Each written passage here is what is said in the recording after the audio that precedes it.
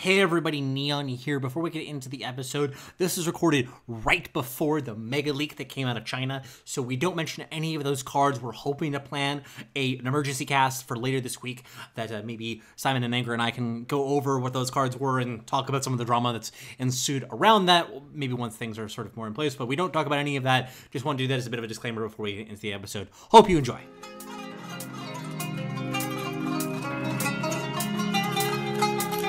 Greetings, my friend. Welcome to the secret shop.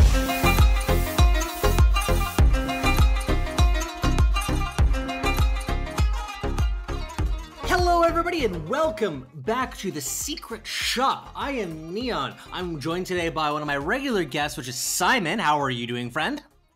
I'm doing pretty well, thank you for asking. And we are not joined by Anger today. We have a different guest. How about you introduce yourself? Hi folks, I'm Divok of the Artificers Guild, the home of all things artifact. Not that I've said that 100 times before. I'm sure that you guys have heard of that line before, maybe. Oh my god, he said the thing, guys. He said the thing. Yeah, resident super fan here. But yeah, no. So Anger was visiting her family, and Divok was like, "Hey, we should you should come on the podcast at some point." I was like, "Great, this is a great way to do it. We're down around, so having somebody to pinch hit would be fantastic. So it's lovely to have you here."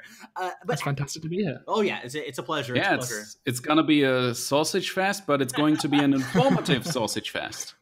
Yeah, we'll aim for informative. We'll definitely the sausage fest. We can promise you that. But actually, one thing I wanted to start off with is just like get a little bit of introduction to Divok, because I don't know if I've ever heard you on your channel say like, "Hey, this is a bit of background about myself." So how about you tell us just a couple sentences about who you are? Yeah, sure. I've had about 4 different careers. I'm only 25, so I started life as an archaeologist, then went in to do some little odd jobs around. I've ended up as a tech support guy at the moment, and also obviously part-time YouTuber.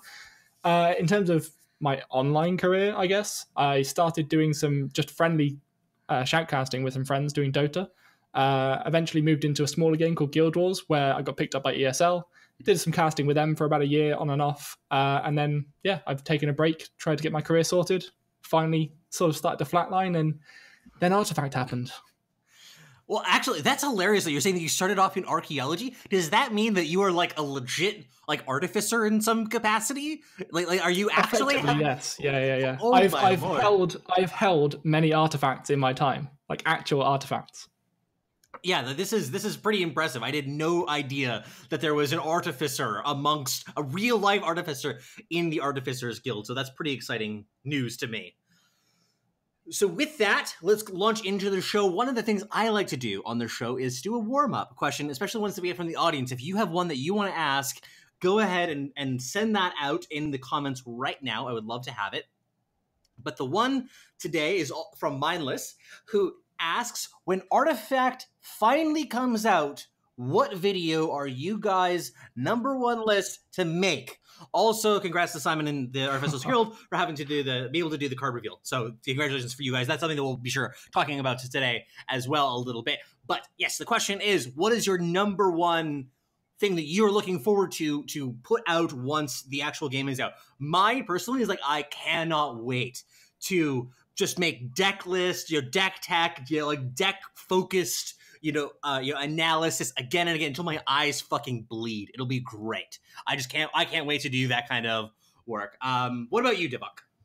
Oh god, this changes almost every day at this point, because we're getting so much different information every single day.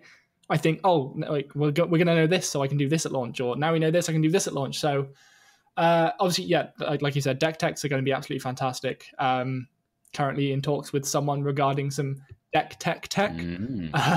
So stay tuned for that. Yeah, so deck techs will be fantastic. One thing I'm actually really looking forward to, which I think we're probably going to get more in the beta, is, so I started a set of videos a while ago called Hindsight, where I review people's gameplay and footage, etc. But it's currently all from packs. I really want to get some of the fans, the community's videos of them playing the game and go through that with them. So I think that's the one personally I'm looking forward to most. As regards to what I'm going to do first, like I said, that changes every day. And for me, it should be obvious. There's going to be so much lore to explore. I'm going to read all the flavor text. I'm going to check out several interactions between characters. I'll probably play a ton of bot matches just to check out what characters are reacting to others, in what way, in what combinations, etc. So I'm sure that I will be making lore stuff, but I have some other things in mind as well. Like, there's going to be memes. memes aplenty. But on that note, actually, just quickly, shout outs to a video that was on the Artificers Guild channel that Simon was involved in making, which was, of course, the Grimstroke video that finally came out. I had a chance to see that and was really impressed by all the research and the work that went into doing that. But definitely also in this week, I've been really seeing the artifact-related spoilers pick up their lore-related content. Thankfully. Like, you really are getting a bit of the texture of the background of the Roseleaf War, and like especially like with between the Vool, a great card actually that is I think a wonderful place to start off with on this theme is the Vool Martyr, which is not exactly a game-breaking card in terms of card quality, but the lore behind it was really cool because it had something about the Rix bringing people in, getting people in trouble for getting involved with the rebellion, and Papa Samet being sent off to execution. That was one of the most moving pieces so far of lore that we've seen. Yeah, definitely. It's going to be really exciting to see how this turns out. Just excited about it, really. And of course, the Twitter tried to troll people a little bit by implying that the following zombie card was actually the resurrected Papa Samet, but yeah, I doubt it. I think it's been disproven anyways. So that was just a little troll, just a little tease. I'm just happy to see that the meme game is already alive. Before the beta, before most of us are in the beta, we've already got Papa Samet. Like, people are going crazy already. Oh yeah. Well, and that's actually another thing to shout out that's happening in the community. The Fwash is having a meme competition that you can check out. I mean, I wouldn't enter it at this point if I were you, because I've already made my meme, and I don't think that it's necessary to have any other entrants into it. But if you're interested in doing it anyway for the shits and giggles, go for it. But I'm really happy with what I put together for that. So yeah, I've seen it. Yeah, Neon's meme is pretty strong. Beware, guys.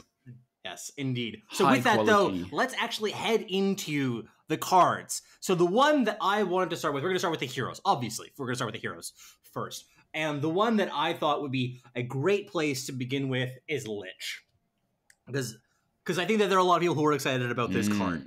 So I'll read through everything first, and then we'll talk about what he does in terms of what we think about him. So he's a 5/9 black hero. He has the ability Sacrifice, which is a 2 cooldown ability, and it says condemn another ally and draw a card.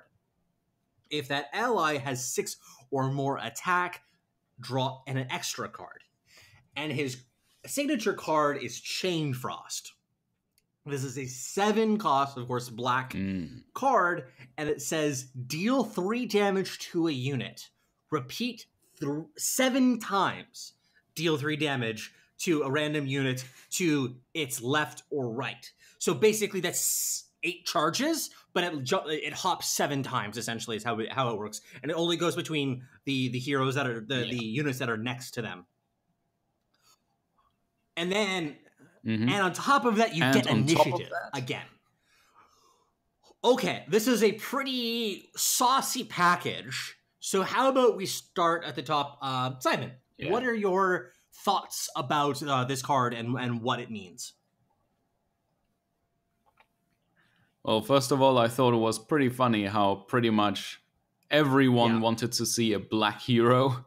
Like, there was a little poll they had ahead of that. And I think the card art quality has really jumped up even more. We've seen some really high quality stuff, and I'm really loving Lich here. I think this is a pretty strong card, honestly. We've heard some mixed responses, but because 9 health, 5 attack, but I think just having card draw available just through a hero is super strong. I mean, that's why I said that Jumoy wasn't as bad as some people said, but this is, of course, even better. Especially when you manage to buff a card and get 2 cards out of it. Super strong.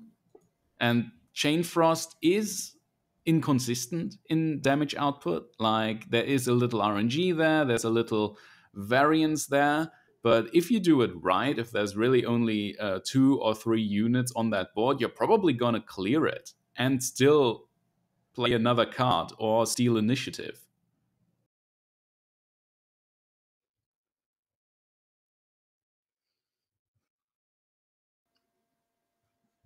Divok, what are your thoughts? Okay, I'm going to give you one very interesting point, I think, about both Lich and then one about Chain Frost. Lich is the single most consistent black hero so far. He just brings consistency across the pool. He's got enough attack that he can kill the majority of creeps, not even just melee creeps, but other creeps too. And his health at 9 is the strongest black hero we've seen so far. Fantastic body. Right. Sacrifice, card draw, like you said. Like, that just helps your deck consistency. The more you draw, the more likely you are to draw your win conditions. But not only that, and it was mentioned a couple of times before, you can sacrifice your heroes to reposition them. Well, obviously you'll take 1 turn in the fountain, but you can kill off your own heroes if they're stuck in a dead lane or something, for example. Yeah. So consistency across the board from Lich. Chain Frost isn't as good as everyone thinks, because everyone sees this and they're thinking in their head, whether they're doing it subconsciously or what, they're going, oh my god, this is Eclipse but better. But Eclipse is piercing, Chain Frost isn't. That's the big one to remember. Yeah, I think that is something that is... The Chain Frost itself, to me, seems like a bit of a meta-dependent in how it's going to end up being, because as soon as you have heroes that are just a couple of armor in size, then it becomes really hard to get very much damage through. Like, just 2 armor on a hero, which is not hard to do by the 7-mana turn. Like, you can get 2 armor starts with it. Exactly.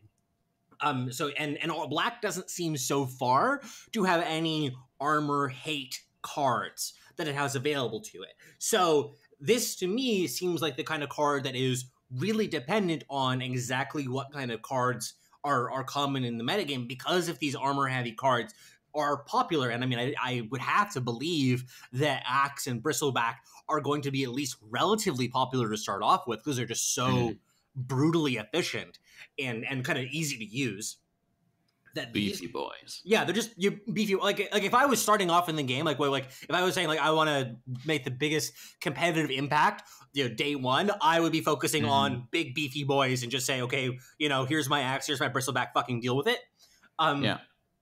So, but like those kinds of cards, you really shit on Chain Frost, and not everybody is going to have access to ways to combat that. Now, if they're not, like if those guys don't end up being the best competitive options, then Chain Frost, like against something like a blue-based control deck, a blue-heavy control deck, Chain Frost is just going to mow them down. It's going to eat them up. I'm also really interested to see how it functions in a lane with just 1 unit, because I think that it's pretty terrible, right? Like it's just going to deal 3 damage. It just deals and then nothing else. Well, it gives you initiative, I guess. Yeah, 7 mana. 7 mana. Yeah. Strictly better, no accident, but for 7. So yeah, it definitely has some issues, but this is like we talked last week on the cast about high ceiling, like ceiling versus floor of a card. My read on this is that the floor is actually quite low and the ceiling is quite high, and that you have to figure out what the meta looks like in order to how much to value this. All that being said, Lich's body itself and the ability itself is just a really strong rate, and given just that package in isolation, I think that he is going to still see a significant amount of play. I believe so as well. One more thing, this card, just like Eclipse, has the keyword pulse, which they explained on Artifact's Twitter. Basically, in short, it just means that it checks whether or not units are still alive after every bounce. So bounces are not going to be wasted on creatures that are already dead. Yeah. Also, so we mentioned this with plus armor. So if your enemy's got armor, every time it hits it, it's going to take that amount off the 3 damage. But transversely, it works with negative armor. So if you've got -2 on a unit, if it hits it, that's 5 damage. If it hits it again, that's another 5 damage. It doesn't go back to 3. It's 5 every time. So, yeah. Yeah, indeed. This is definitely one that, and that's something that I'm really looking for as well in these cards, is different sort of negative armor effects, if there's ones that we can have access to, because they seem so strong in a lot of different applications. There hasn't been a lot yet. But... Be careful with your Disciple of Nevermore. Yeah.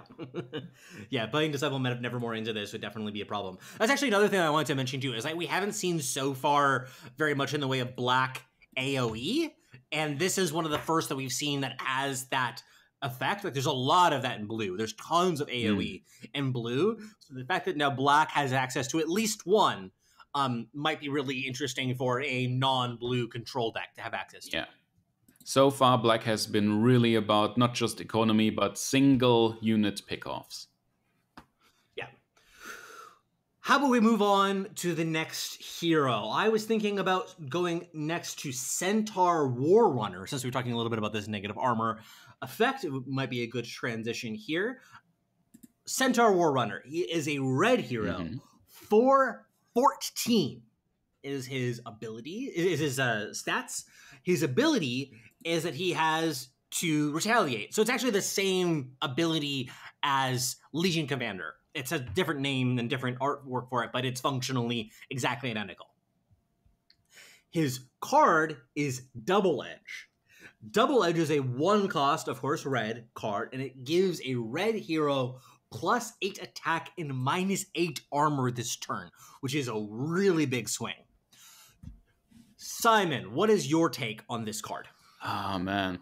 First of all, I think it's pretty humorous that Double Edge shows Centaur Warrunner going up against a Thunderhide, even if you apply the Double Edge, he's only going to trade with it evenly. Yeah. So just running into his own death there, apparently. But he's going to take it with him.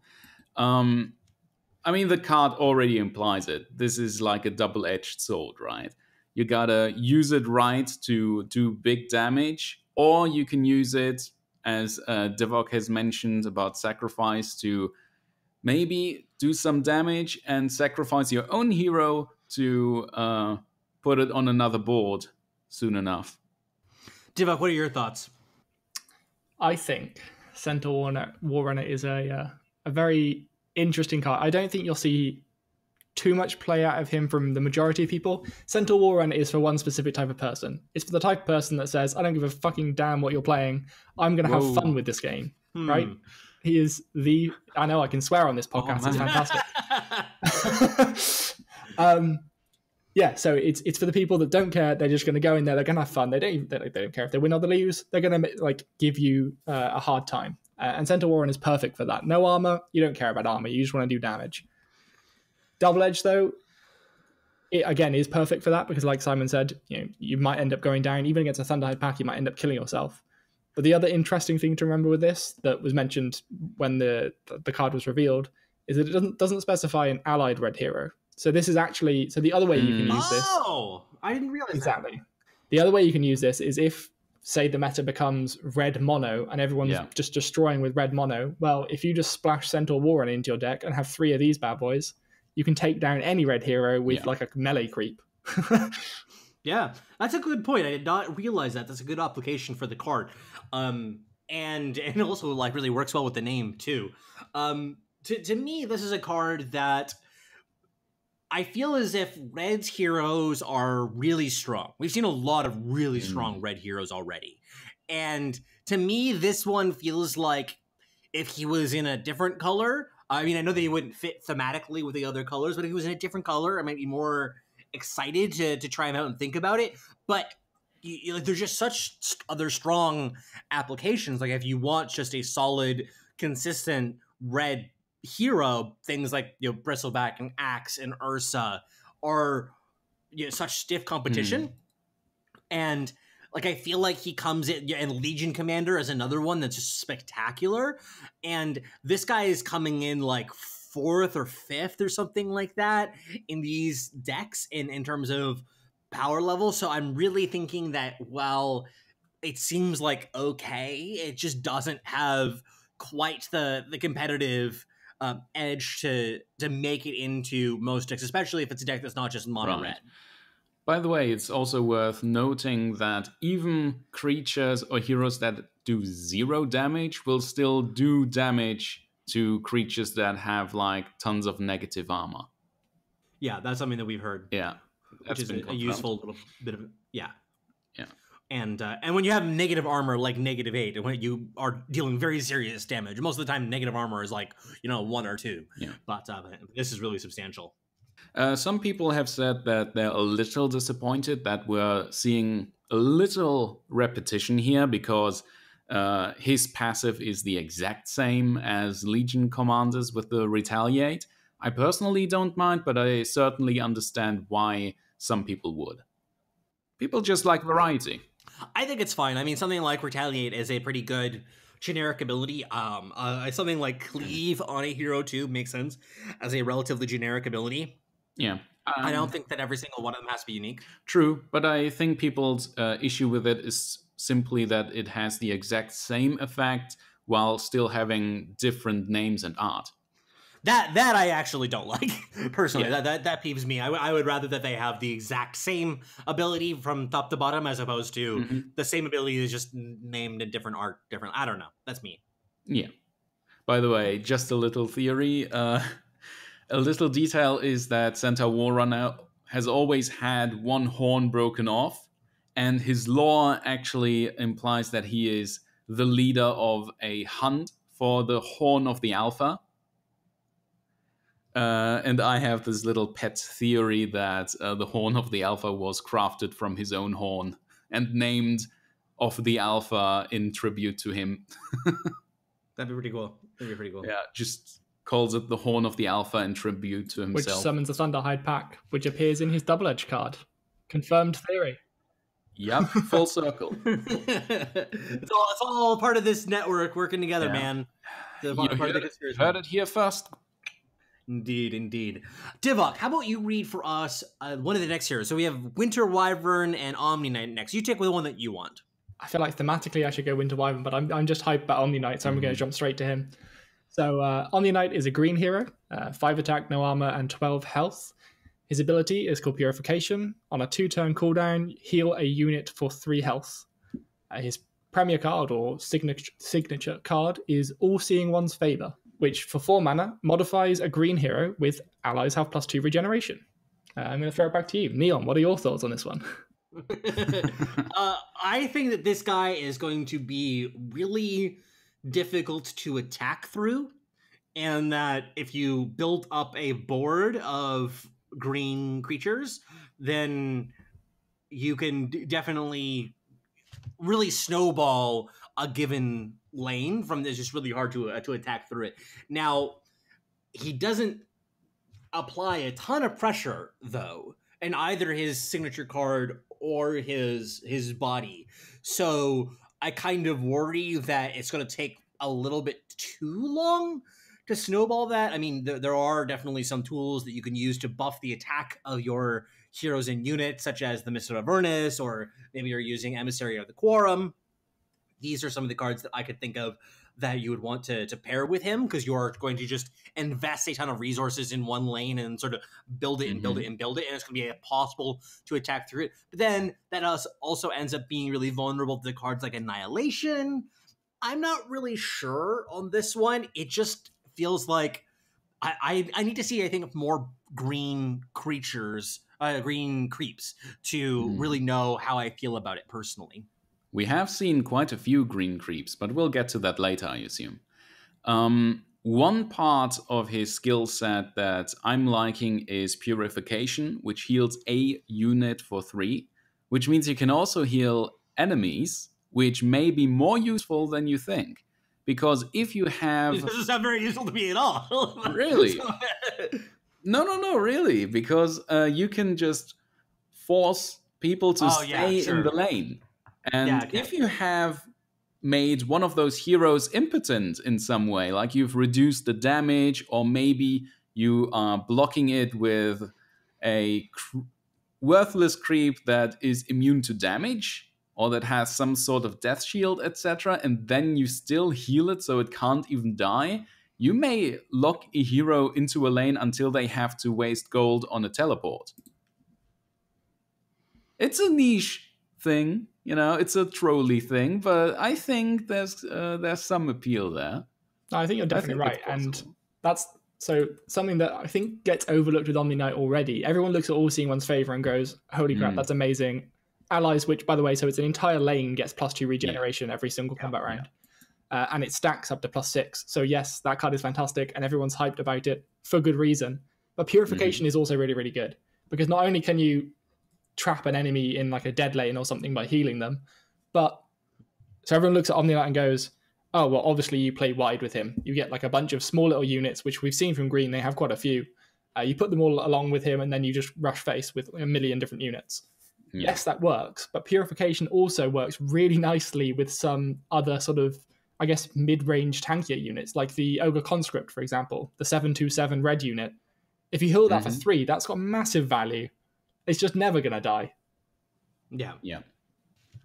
No, I definitely think that if I were to play this in a deck, I'm thinking of something right now like either a green-red deck, pairing him with some of the other heroes that have especially just a couple of armor makes it really hard for them to ever die because you have to deal so much extra damage to be able to chip through that armor and then healing them back up afterwards. It just makes it really difficult. Even with a green-blue deck, something like the Dimensional Portals plus the Active Defiance style decks could also work really well with it.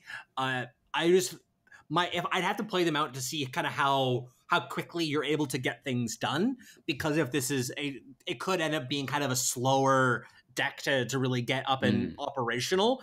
And something like All Seeing One's Favor, if you can get it out, it can really snowball the game, as I'm sort of saying. But the fact that it is a 4-cost card that doesn't impact the board immediately is something that I'm a little bit worried about. I suppose that it kind of does affect the board. Like, for instance, you play it on Omniknight, let's say, and then your melee creep bumps into their melee creep, and yours lives and theirs dies. So that would be a little bit of an interesting interaction. Now, actually, just quickly, I am going to just review regeneration, because this is not a intuitive mechanic that everybody will know necessarily, just for the record. So regeneration, good call. A way to heal your units. It happens every combat, so the number, it regenerates that amount every turn. It can't heal you past the maximum health that you have, but if you have leftover health afterwards, it can heal you past it. So it's kind of like armor, but it only works once per combat, not on any sources of damage, and there's no multiple sources of damage giving you multiple regeneration effects. That's not how it works, but it can heal you, beyond the amount of you have some extra health left over that hasn't been healed up. It can regenerate some of that. Yeah, and also it can totally save you from usually lethal damage. Yes, yeah, it could definitely do that. So this is one that I'm interested to see how it all plays out. I can definitely see it sort of taking over a game, though, in the correct board states, and assuming that your opponent isn't able to effectively rush you down. Yeah, seems like a key card for the entire color, really. Yeah, it could easily be. It could easily be. And Omniknight's like just the body itself is one of the best green heroes that we've seen. I think that the only one that I think so far that strikes me as better is maybe Lycan, because of his +2 attack to the neighbors effect, which seems really strong to me. So definitely a really interesting hero from top to bottom. Yeah, and let me just give out a shout out to Sir Action Slacks, who got to reveal this card on his stream, which he called the Omniknight, because that poor man, like, he was not having the best of time for the first half of that night. He was just suffering for like 6 hours, and he had to get himself hyped up to reveal the card because he really wasn't feeling it. I mean, he did accidentally reveal it within the first 10 minutes, but we're not talking about that. We're not talking about nothing whatsoever happened. I don't know what you're talking about. Yeah. Poor guy. But my heart goes out to him. What a trooper. Love him. So, Simon, how about you read us our last new hero? Oh, with pleasure. Let me just scroll up. It is Winter Wyvern. And Winter Wyvern is a black hero with 6 attack and 6 health. She has an active ability on a 2-turn cooldown, which is Arctic Burn. Move Winter Wyvern to an empty combat position and give it +4 attack this round. So we've got a lot of nice mobility here and extra damage, so you can totally snipe the tower through a hole in their defense if you're smart with it, or maybe take out something which would usually hit your tower. And the premier card is a 6 mana card by the name Winter's Curse, which is of course her ultimate from Dota 2. Disarm a unit until the end of round. That unit's allied neighbors battle it. I'm absolutely loving it. It can really mess up the opponent's entire lineup, because you have a 2-on-1 battle if you do it right, and you may just eliminate all of them. Or just the key one. Actually, no, you won't, because the way that the disarm works. So this is the templating of this card is important. So that it has the pulse usage on this card is different than we've seen on the other cards. Usually, what the pulse means is that it's repetitive thing. But what it actually means is that between every step of the way, there is a check on the way in which the game updates itself. So in this case, the hero or the unit that you are disarming is disarmed, and then the battle takes place. There's a pulse little symbol there between the two lines, just for people who didn't catch that little nuance, because I think this is a very subtle detail that makes a pretty big difference in the impact of this card. Because my original reading of this card was like, holy shit, you can kill 3 friggin' units with this, maybe take out multiple heroes. But no, I think this is actually a much harder to use properly single card because of that. Now, I mean, it still has a lot of applications and it's going to be really good, but this is part of one of my issues with the card is that this card itself, the Winter's Curse, seems pretty difficult to set up compared to some other ones. I mean, disarm is a really powerful mechanic, so that that in and of itself is pretty good. So disarm plus deal 4, 6 damage or whatever. That's decent, but this just feels like it'll be finicky and require a little bit of maneuvering to really get full value out of this. Yeah. Ideally, even if the unit survives the actual Winter's Curse, ideally you'll still be able to eliminate it in the following combat, in which that unit will not be dealing any damage to you. Yeah. What are your thoughts, Divok? Okay, so before I get into my thoughts, just 2 quick points about how mechanics, you explained the pulse mechanic. Just a couple of things to clarify for people at home. The pulse also is important for another factor, in as much as it sounds as though every unit it battles, i.e. so if it has 2 neighbors, each one will be calculated individually. So you don't add their score together and do that damage. He has one battle taking armor into account, and then he has another battle taking armor into account, or any effects and stuff that would change with pulsing. And the other thing to clarify is what an quote-unquote empty combat position is for his active Arctic Burn.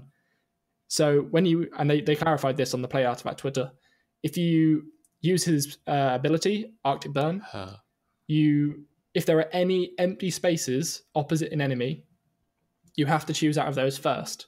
If there aren't any, then you can choose one of those 2 flanking positions, either at the far right or the far left of your board. Yeah, and I think that these points are super important to nail down tight. It might sound really finicky and we're just being smartasses. I was saying well, actually, this is how empty positions work. It's no, this is important for understanding the power of a card like this, because, for instance, if you could just always move Winter Wyvern to a flank, then you can always get 10 damage out of it whenever you activate the ability. Because you can't move it to a flanking position if there's an empty position in the lane, it means that you don't have that guarantee. It's still good at that damage siege type of effect. It's still a good application of the card, but you have to be committing a lot of hero units to the lane in order to ensure that you have access to that effect. Yep, and the last thing I wanted to point out about the hero, it's generally strong. I think it'll see some play. It's a decent card, etc. I think the internal synergy it has is actually really nice. It's like, so you use Winter's Curse to disarm and maybe deal a decent amount of damage to an enemy hero or unit. But say it's like an axe or something, it's not going to die from 2 melee creeps hitting it. But then it's disarmed, so you can also freely move Winter Wyvern in front of it if it's got a space, get the +4 attack damage, and it's not going to be hitting you back because you've only got 6 health. So it's got a nice internal synergy for taking out those massive damage dealers as well. And I'm curious to see how it interacts with Retaliate. With Retaliate and Disarm, because I actually checked that recently. It still deals Retaliate damage. I actually checked this recently. I'm actually working on a series right now that I'm going to go into a little bit more depth about some of the mechanics, because I think that these things are so important. A little tease. Yeah, it should be coming out this week. A little tease for all Yes, indeed. I want to ask Simon something about the art of Winter's Curse. Simon, have you ever used Winter's Curse on creeps before, and would you? In Dota, you definitely wouldn't, usually. Unless you... I mean, I guess there would be like a niche appeal maybe, but it wouldn't last very long because the creep would die in 2 hits from all those heroes, so it wouldn't be of any use. However, we have seen some more powerful creeps in Artifact, so perhaps that'll be more useful here. I mean, we have seen a couple creeps which have much mightier bodies than even some heroes. Yeah. And definitely something like the Thunderhide pack is obviously on everybody's mind as these big beefy heroes, creeps that would be great for this sort of application if that's what comes up. Yeah, I think a Thunderhide pack is faster than the Wolves of Icerack. Okay, so those are our hero cards. Actually, let's get from you guys right now. What do you think of those heroes that we looked at? Which one do you think is going to be the most impactful in the metagame? I'm going to start with Simon. How about you tell me? Which one do you think is going to come up the biggest, most commonly played of those 4 heroes? Oh, man. I'm going to go with Omniknight myself. I think that healing and regeneration will mess up a lot of the plans in the very early meta because they are... How do I put this? Regeneration is something that a lot of early decks with all us scrubs are not going to account for. So going wide and putting regeneration on that entire board will screw over so many people. And even higher up, I'm pretty sure that Omniknight will still be pretty high tier, simply because you can keep your own units alive, you can potentially immobilize enemy heroes. I think it's really strong. I think we will see it a lot early and later in the meta as well. What about you, Divok? Which one do you think is going to be the most impactful? Well, I'm going to use Omniknight the most because I think that card is freaking amazing. I love the card. But from what we've heard about the beta at least so far, Control is currently king. And Lich brings not only control for one lane with his amazing ultimate, but that also lets you funnel into the second lane and control that one as well. So I think a lot of control decks are going to use Lich, and if control is really that good at the moment, then I think when we get into Artifact, Lich is going to be the best of these. Yeah, and card draws are always good. It is. Unless you're jump one. Yeah, it's never good enough for J Money. So the one that I think Winter Wyvern might be one that people are sleeping on. It's hard for me to say that it'll be more impactful than something like Lich. Lich just seems like it's such a classically powerful card, but Winter Wyvern just seems to have so many interesting applications, especially if there's an aggressive black deck. We even heard Action Slacks before talking about how red-black aggro decks are really popular and really powerful. This seems like a kind of card could be really good in that kind of deck. Just flooding the board, getting 10 attacks sometimes really allows you to mow down some towers. So that's one of the ones that I have my eye on. That maybe really not the most impactful of these ones, but I think it might be a little bit of a sleeper. Right. So now, with that, though, we are going to spend the rest of the episode kind of going through some of the different cards that have been released to the public. We're not going to have time to get through all of them, but we're just going to go around, choose cards that we want to talk about, and basically say what our thoughts are about them. And I will start it off with Diabolic Revelation. This is a 1-cost blue spell. The art on this is easily my favorite art now. That was actually a question from a previous episode about our favorite art was. This is my favorite art. I love this art. It has kind of cutting herself with her hand and has like this weird crazy blue blood. I don't know. Just look at it. It's sweet. Anyway, the card itself, what it does is draw 2 cards, deal 2 damage to allies in all lanes. Now, the reason why I love this card is because I have no idea whether it's good or not. I have no clue whatsoever. Drawing cards is really powerful. This is a 1-cost foresight, but with a really serious downside. Now, we haven't seen the entire package yet of what Kana's card actually is. We know that her signature card summons Hounds of War for each damaged unit in a lane. We don't know what Prey on the Weak. Yeah. We don't know what the Hounds of War actually are in terms of the size of the stats for them, and we don't know what her passive ability is either, or passive or active ability. Her ability, we don't know what it is. But that package altogether of just summoning anything for damaged units works really, really well with Diabolic Revelation. And Diabolic Revelation, just any sort of cheap card draw, it really has my interest. So I have no idea whatsoever whether this card is good or not, but I know that I'm going to put the effort in to try and find out. Yeah, this card's theme song, by the way, is "Wake Me Up" by Evanescence. Yeah, I can see that. I can see that. What do you guys think of this one? I think your assessment that you don't know whether it's good or bad not at the moment is fairly accurate.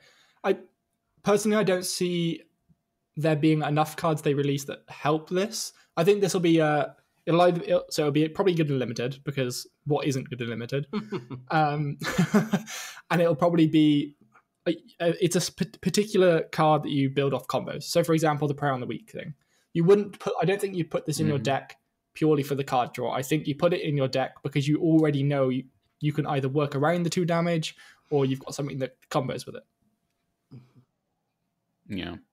And we haven't seen any sort of effect like that, but if there are other cards that get buffed if allies get hurt, that could be massive as well. Yeah, you could really easily imagine another one that has the passive ability, or the reactive ability rather, that whenever it takes damage, that it, for instance, gets +1/+1 or something like this. Yeah, some sort of Queen of Pain or something. Yeah, there's lots of cards that are like this, and I think that would be really cool as a combo. I mean, this card could be flat unplayable. I don't care. I'm going to try and find out whether it is or not when the game actually comes out. Yeah. Divok, how about you choose next? What is a card that is on your mind of the ones that have been released? I mean, do I get to choose? Legion Standard Bearer, man. They let me release a card. Yes, it's true. It's true. Plug it. Oh, yeah. Before I go into it, pause here, go watch the video that we did releasing it. But I'm going to tell you anyway in like 3 or 4 seconds exactly what the card does, so you don't have to watch it. But go and do it anyway. The secret with what we said on the cast is you always have to watch the videos simultaneously. So go open that up, watch them at the same time. That's how you get the most content in. So anyway, continue on. Okay, well, Legion Standard Bearer is a 4-mana red creep with 0 attack, 0 armor, and 6 health. And its ability gives Legion Standard Bearer's allied neighbors +4 attack. So it's a nice little unit to have on the board, decent blocking, 6 health. I mean, the same, quite a few heroes have that. And then it's got a total of 8 stats that it can grant to its allies, basically. Yeah, just use it to buff up a normal creep that is going to die anyways, and have Lich sacrifice it for 2 cards. That's a great application. I like that. I think that's an important thing to remember. This card has almost unlimited applications. Like it's the quintessential, like it's a tech. Like you put this in your deck and you can put it in for so many different reasons. I think that this is a card that definitely it rewards people who understand the positional nature of the game. Like, for instance, I don't know, did either of you guys play very much Hearthstone? I used to, but I got out pretty quick when I realized in which direction they're taking it. Because in the beginning, I actually thought, oh, it's kind of random. It's a little random, but that's normal. They're going to take out a little more once it gets competitive. And then goblins and gnomes came out. Less? I thought you meant more! Oh no. Oh no. Divok, did you have a chance to play any Hearthstone? Yeah, I've played a fair amount. I've never really climbed that high on the ladder, but like Simon said, it didn't appeal enough to me for me to put too much time in it. It's just something I've played sort of on and off for years. So Flame Tongue Totem is a card that is absurdly powerful, but actually requires a pretty decent amount of skill to use properly, because it's a card for people who haven't played it. It's a card that basically has a very similar kind of text to this, where it gives a bonus attack to the minions that are beside it. And there are players who were able to use this effectively and choose their attacks and such properly, using this and positioning it in just the right way in order to get the maximum mileage out of a card like that.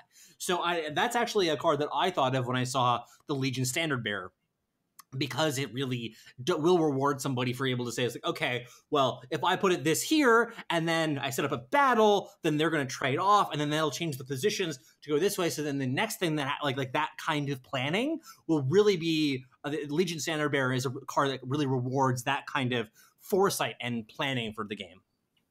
Yeah, and I think that Artifact is really much more based on positioning than Hearthstone, for example. You can't just easily manipulate the positioning in Artifact, because you can't forcibly put Legion Standard Bearer between two units. There has to be a space between two units to put Legion Standard Bearer. Or you have to make one by using phase boots or something like that. Gotta play some 4D chess. Yeah, and so I think that sort of thinking, though, is what's necessary in order to get the most mileage out of a card like this. So some people might end up playing it initially and not feeling like it has the impact that you want, but after some time and practice and flexing those muscles, you could get a lot of value out of a card like this. Simon, how about you choose the next card? Oh, I've already picked one. It is Selfish Cleric. Selfish Cleric is a green 4-mana creature with 4 attack and 4 health, and it has the following ability. He fully heals himself after the combat phase, if he survives. And I absolutely love the art on this card. Many people have pointed out that it's definitely the most magic-looking card in Artifact so far. Like, the art style of it is super detailed and semi-realistic. It's really nice. And one little detail, actually, is that the Selfish Cleric seems to be wearing Ramask Vestments, which is a card and artifact as well. So I'm the lore guy. I gotta do this. He seems to belong to the same church that Necrophos came from before he, quit that job to become the Pope of Pestilence. And this guy seems like a dick as well. Seems like a nice guy to me. Yeah, the Twitter even gave us a couple lines of his. By helping myself, I'm helping us all. And so you heal other people, Omniknight. Interesting concept. The thing that I actually want to point out about this that I thought was interesting is in terms of the tone of these cards. So both Selfish Cleric has kind of, in some ways, this dark, like art to it and backstory. The Diabolic Revelations is another one like that. Neither of these are black cards. So I think that you're comparing something like to Magic, where dark and sacrifice, like that kind of stuff, is really all centered in black. In Artifact, I think that you might see a little bit more tonal elements shared a little bit more. Like also, like the zombie is a blue card as well, so they might not be pushing quite as hard that the flavor fits into narrow silos. So that's just something interesting that I noticed. The Dota world is a cold, dark place. You will see nasty cards, no matter the color. Yeah, it's not a very happy place. Yeah, I remember when I was going through the card file initially, or like the copyright list, I was looking at the different heroes. I was like, well, that one's got to be a black hero, but that one also has to be a black hero. I guess this one's a black hero too, because they just seem like there's so many like death-related ones. But like then like Pugna's a red card, so it's like okay, I guess that's just not how it works. Yeah, because in Neon's world, all the evil ones are black. Yeah. You opened yourself up. Yep. You have activated my trap card. Moving on. Okay, Divok, your next card. Christ. I'm gonna stick on the goat week. I was pretty hyped by the goats. Oh yeah. I got to release. Goat week was great. Goat week was so. Yeah, goat week was. Promote whoever is in charge of the Play Artifact account. He just fucking nailing it. I love this guy. Goat week was amazing. Their reign was fantastic, but they've just said they fired the intern that did it because they released some incorrect information. Remember? Oh no! Oh, I absolutely love how other Valve employees on Twitter have been going, "Wow, this communication is really great." I'm like, really? Maybe take a page out of that book. Oh, anyone's book. Anyway, say to-do list. Yeah, so Go Week is fantastic. Love it. But even though I got to release the other the first Satyr, Legion Standing Barrier, this one is actually my favorite Satyr Duelist. So he's a 4-mana green creep that has 3 attack, no armor, and 5 health, and he modifies himself with +2 attack after the combat phase. So he's like a different take on Savage Wolf, basically. Exact same cost, slightly different stats, but he gets +2 attack rather than +2 health, +1 attack. I guess he's the poor man's Savage Wolf, basically, if you don't have Lycan. But I love these type of ramp cards, and +2 attack for me actually seems a bit better than Savage Wolf's effect because it makes it more of a threat. I think that you play these just in the same deck. Like I think there's got to be an amazing combo of being able to just flood the board with these idiots that are growing, and then you pair it with just something simple like the all-seeing one's flavor or whatever the Omniknight card is, and like this is how you do that spiraling out of control action. And how I said, well, maybe the snowball is a little bit too slow. Centaur Narrunner says, "What's up?" He does.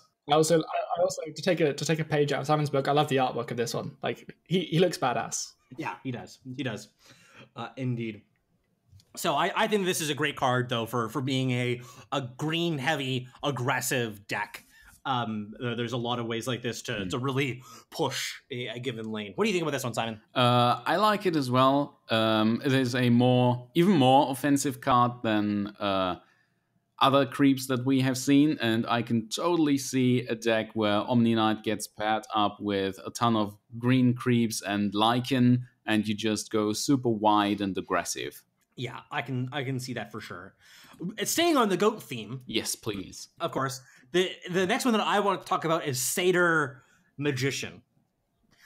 This is a blue card that is a 2/5, and it has the active ability fully restore your tower's mana. Now, I'm coming from a background of other games where abusive mana tools are a recipe for problems.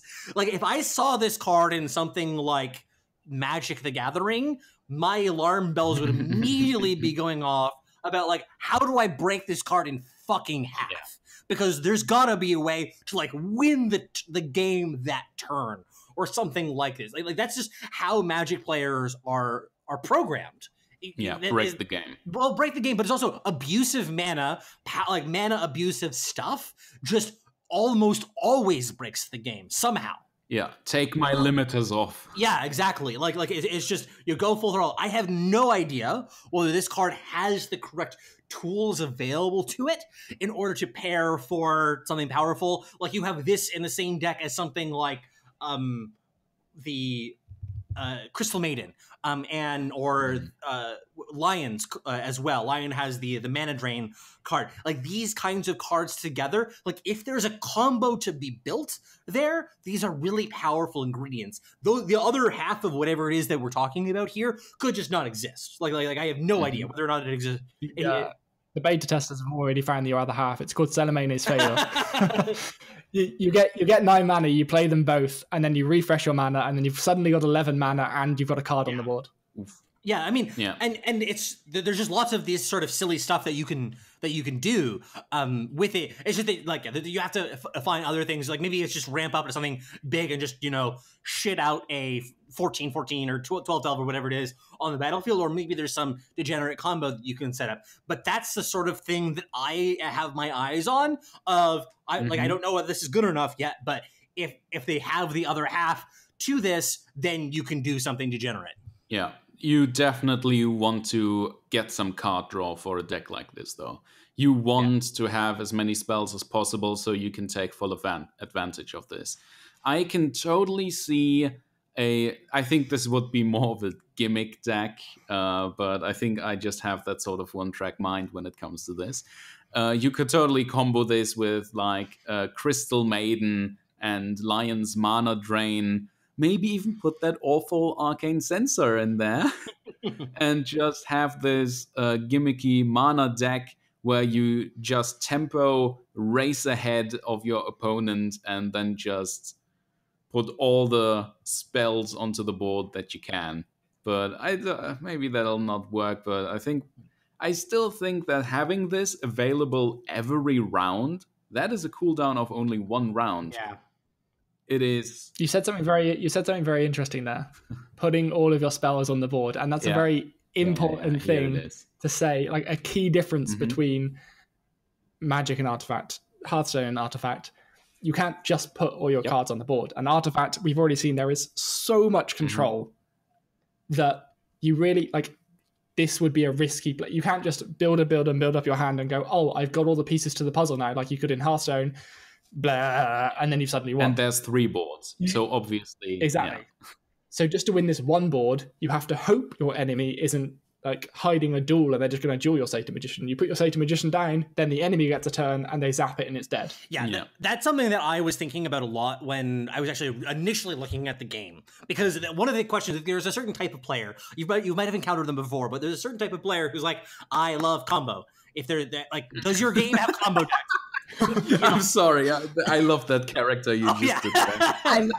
I'm here to put together stupid cards and do stupid fucking stuff, and that's what I play card games for. Like that guy. And so with this kind of when I was looking at the game initially, I was thinking like, would it be amenable to this kind of stuff? And the thing that you were pointing out about 3 boards is actually, I think, really important, because if you set up something like an infinite damage combo or an infinitely large board, that's actually not good enough to win the game necessarily, because there's 3 boards. So I think that this is a game, and since then we've learned things like this cross-board interactions that also enables it. So I have no idea whether these exist or not as decks, and I have no idea how good they are, even if they do exist, but there are some tools here that are powerful and worth exploring. And whether they're good or not, when they actually come together, I'm sure that combo guy, he's going to be there to make sure. Yeah. Just clapping to himself in front of the screen. I do combo. Yep. Indeed. So, any other cards that you guys want to talk about? Divok, how about you choose another one? Choose another one. I mean, why don't we just choose the one that everyone else wants? Like, there was so much hype when this card was revealed. Gank. Ooh. Gank's really good. Gank is like looks like such a popular card, and to be fair, it's going to be more quite popular. So for those of you who don't know, more like Dank. Gank is am I right? Yeah. So Dank is a 4-mana black card that lets you choose an allied black hero and then choose an other unit in any lane, and they battle each other. So it's like Duel on steroids. In fact, the way that my head works, it's Duel but +2. It's +2 mana, and you get to choose +2 lanes. But it's also +2 as risky because you're using black heroes instead of red heroes, and black heroes do not have the same health pool and armor pool as black heroes do. Come on, bro. I think that this card is... The comparison to Duel is almost deceptive to me because of all of those riders that you're sort of mentioning.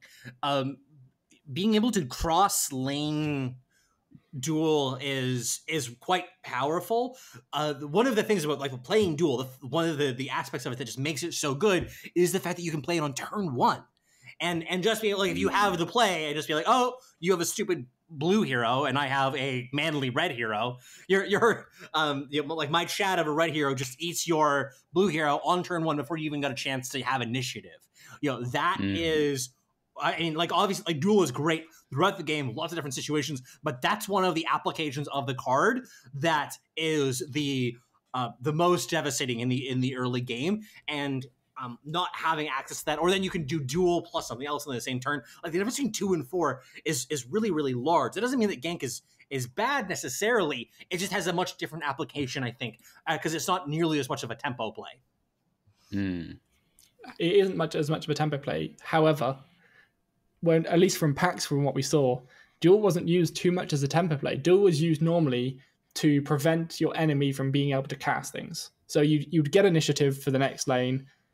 You'd see they had a Luna ready to cast Eclipse, or a Zeus to cast Thunder Gods or something. You'd make sure you have initiative, and then you'd immediately duel, kill them, and then they can't cast anything.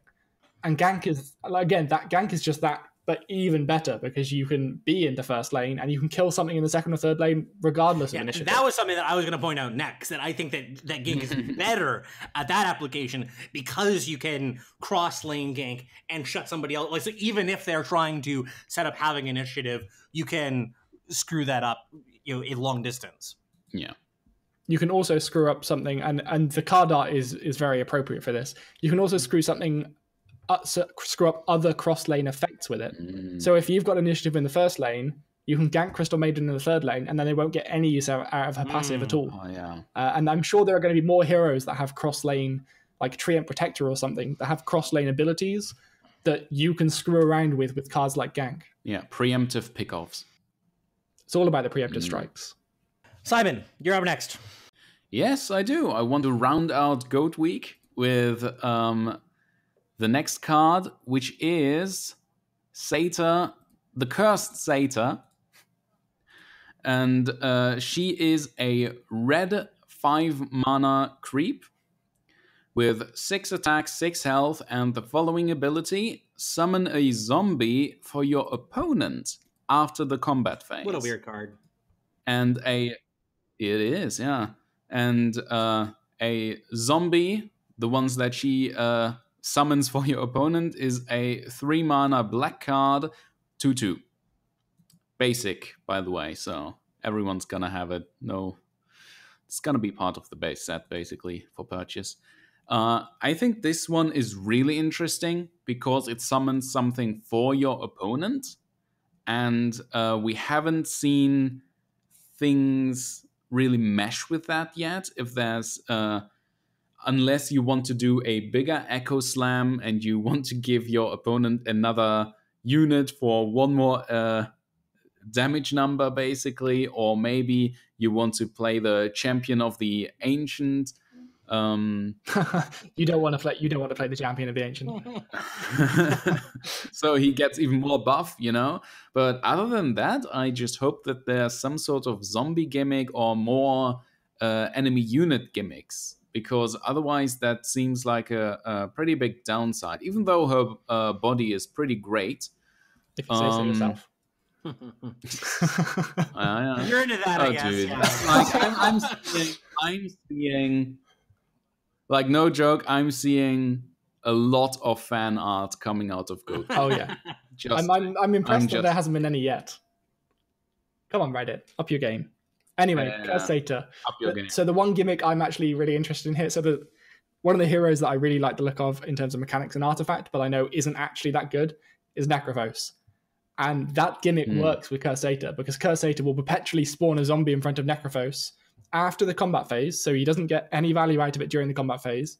And then before the action phase, Heartstopper Aura will kill it and give Necrophos +1 health. So, I mean, that's the only gimmick I currently see, other than the obvious, like, Echo Slams and stuff. Yeah, or maybe just feed 1 more gold every round. Yeah, just stuff like that. Otherwise, yeah, I'm not too hyped for this card. I think that the application of this card that makes the most sense to me is to just have a 6/6 that you throw in front of an enemy hero and then trade with it. Like, it's not exactly fancy, but something like a Wyvern or a Wyvern, like, I'd be happy to just play out a 5-mana card that trades with your Wyvern, and that's just the end of the text. That's a really clever point, actually, because if it doesn't survive the combat phase, they don't get their zombie. Yeah. So, I mean, it's almost like a too simple of an application of it. But yeah, I think that is like, it kind of makes sense. But I feel as if also Red has a lot of other cards that do similar types of things. So maybe not a spectacular application. Anyway, yeah. So interesting design ultimately, but I have a hard time believing this is going to be a heavy hitter in Constructed. Yeah. I hope that there's going to be more gimmicks about that. Otherwise, I don't see it happening either. And how about we end on Obliterating Orb? So this is a 10 cost consumable item, and it says condemn an enemy improvement. This, to me, seems like a really efficient and powerful card to have access to in a variety of styles of decks. We haven't seen a ton yet of condemn an improvement, condemn a item type cards. We've seen a little bit here and there. Pugna obviously being the most efficient example of this, but this to me seems like a very universal, very flexible kind of card that I expect a decent number of decks will want to have access to. I mean, we haven't seen a lot in terms of what the improvements are that are actually playable in the game. I think there's some of the beta testers that have suggested that something like Steam Cannon is constructed playable. And this is a great counter to a card like that, because especially your opponent plays the Steam Cannon, they have to take the turn, like the initiative, pass the initiative back before they can activate it, and then you Obliterating Orb it for 0 mana as well. That seems to be a pretty backbreaking kind of play. Obviously, this depends on the power, the cost, and the commonality of improvements. Actually, another improvement that we didn't even talk about was the one that gives card draw for green. Unearthing Secrets. Uncovering. Yeah. So but these kinds of cards, like, they can kind of take over a game in various ways, like Steam Cannon, Mists of Avernus, the Uncovered Secrets. Like, it's really useful to have access to an improvement destruction effect if you're in a deck that doesn't have that more naturally. Yeah. Something worth mentioning is that it's actually a consumable. You don't need mana, you don't need a hero. Doesn't matter what color, you can just put it down on the board. It really breaks some of the rules in a way, because it's just such a freely usable card. You can just throw it out there, even when the enemy doesn't expect it. It's really strong just for the flexibility it offers. I'm going to throw a spanner in the works, or a wrench in the work, I guess, for you guys. I don't really like this card. I think my biggest problem is it's 2 hero kills worth of gold that you could be spending on ramping your own game. This, I think it's a bit too situational. Obviously, there'll be improvements in probably most decks. There'll probably be at least 1 improvement in every deck, I'd imagine, just because it's a really good mechanic. But a lot of them are going to be dropped kind of early, and you're not going to have the 10 gold then. And by the time you do have the 10 gold, they would have got a lot of their worth out.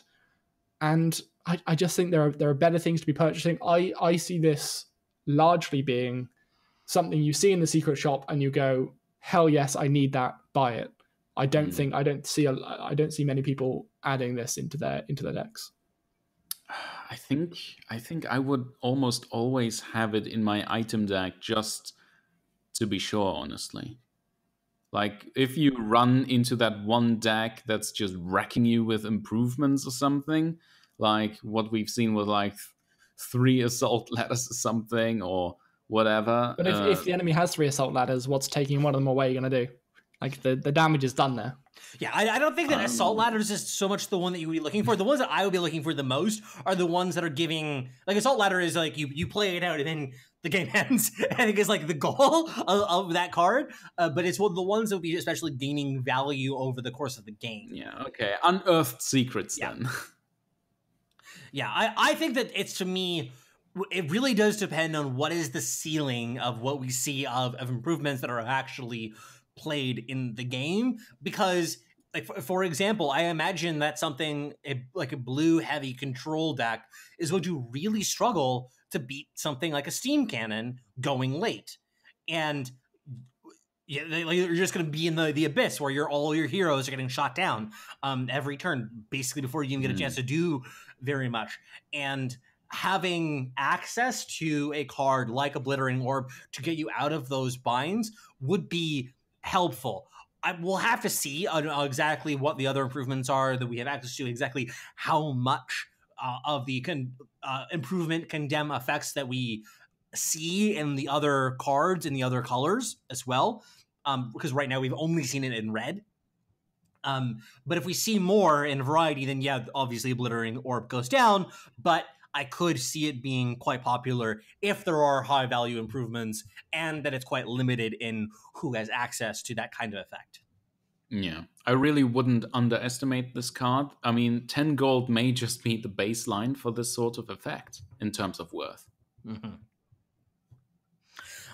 So with that, was there any other cards that you guys were super passionate about talking about before we headed out? Oh man, I would love to talk about Emissary of the Quorum, honestly. Okay, we'll let you have that one, the last one. It's an 8 mana green creep card. 1 attack, 2 armor, 10 health, decent body, especially with 2 armor for a creep. And it has an active ability that you can activate every round, including the one that she enters the board on. It modifies allies with 2 attack and 2 health.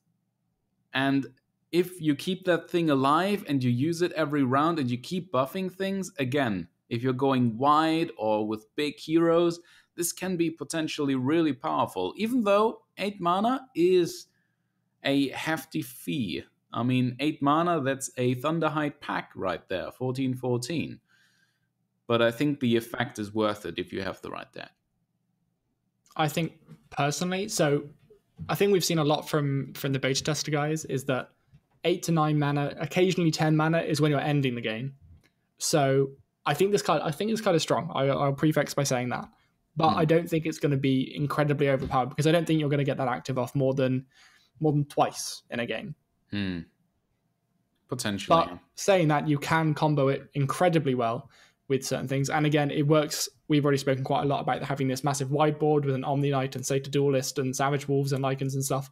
It fits into that perfectly. This is the, I've taken down your tower. I've got 10 units in this lane. Play MC of Quorum. You buff them all, and you one-shot their Ancient. I can see that combo play being pretty cool. Yeah, I see this card as being in that same vein as well, that if you are a deck that is in the market of not just attacking the towers, but actually trying to aim for taking down some of these Ancients, this is a great tool to have access to in that. The one thing that I would be cautious of in this is actually just cards like Echo Slam and Annihilation. They are going to be very effective at taking out these big built-up boars. So if you overdevelop in one particular lane, it's possible that your blue opponent will be like, okay, well, I'll just play out my Earthshaker or whoever in this lane and have initiative, and then all your shit's dead. Yeah. And they actually just tweeted out another card. Sorry to. Oh shit!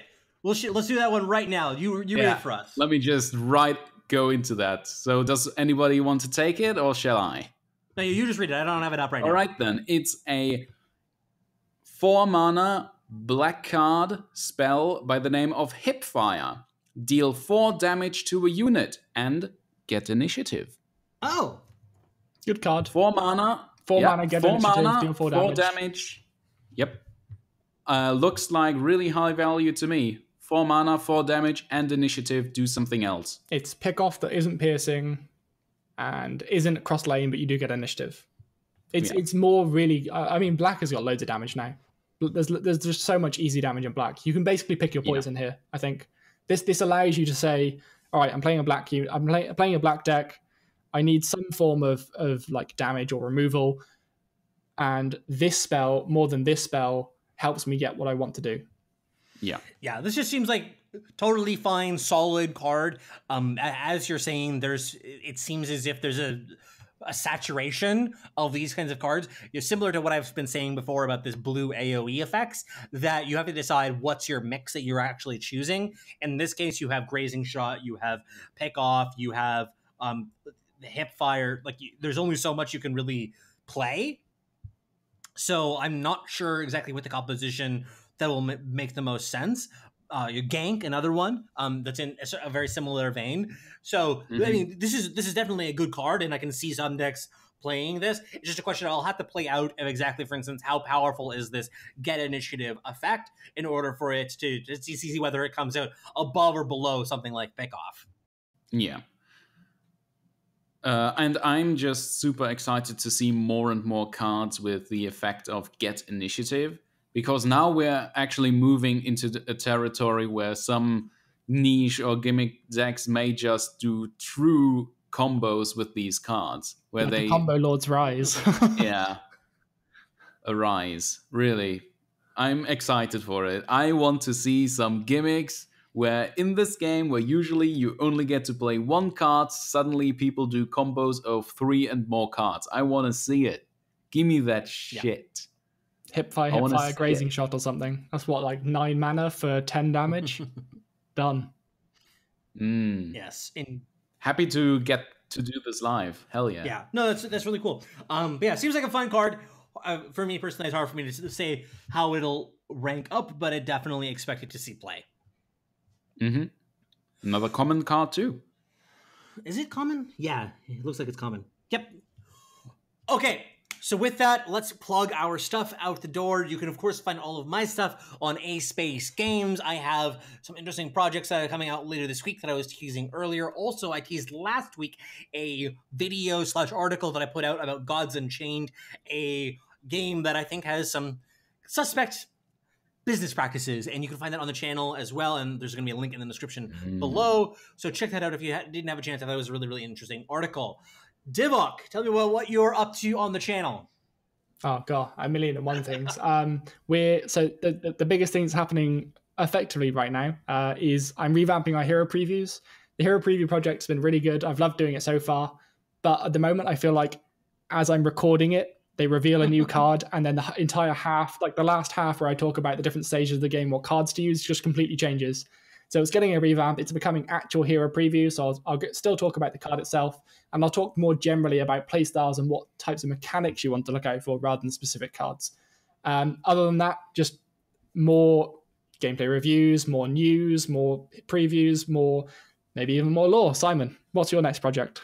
I'm looking into that right now. I'm actually getting a couple messages with suggestions of what people like to see. And if you guys listening right now have any questions about the world of Dota and Artifact, or you've seen a card that has some interesting implications to you, let me know and I'll look into it. I'm always researching.